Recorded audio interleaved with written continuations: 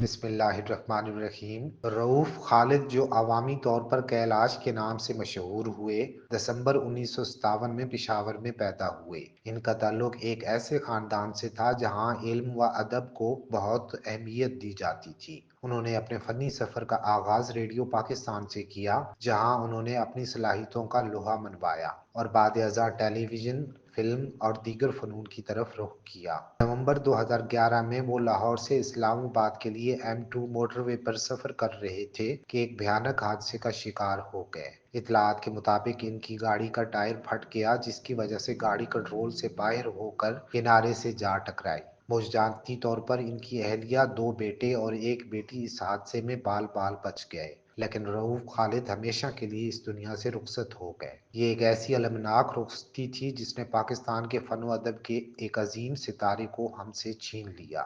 رؤوف خالد صرف ایک اداکار ہی نہیں بلکہ ایک بہترین مصنف اور ڈرامہ نگار بھی تھے۔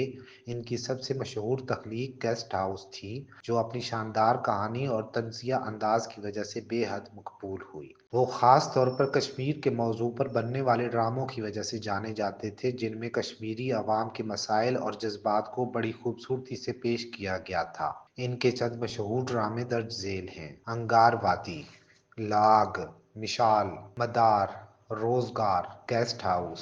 اداکاری اور تحریر کے علاوہ رؤوف خالد ایک بہترین مصور بھی تھے۔ ان کی فلم لاج نے تقریباً ہر بڑے ایوارڈ کو اپنے نام کر لیا۔ انہیں ملنے والے اعزازات میں 4 قومی film awards, Lux style awards, بہترین مصنف کا ایوارڈ، بہترین فلم کا ایوارڈ، بہترین پروڈیوسر، بہترین اسکرپٹ رائٹر، بہترین ساؤنڈ ٹریک کے ریکارڈ شامل ہیں۔ رؤوف خالد کی اہلیہ سینیٹر روبینہ خالد ہیں، جو بے نظیر انکم سپورٹ پروگرام کی چیئرپرسن بھی رہ چکی ہیں۔ ان کا خاندان آج بھی پاکستان کی سیاست اور سماجی خدمات میں اہم کردار ادا کر رہا ہے۔ رؤوف خالد ایک ایسے ہیرو تھے جنہوں نے اپنے فن سے لاکھوں دلوں کو چھوا۔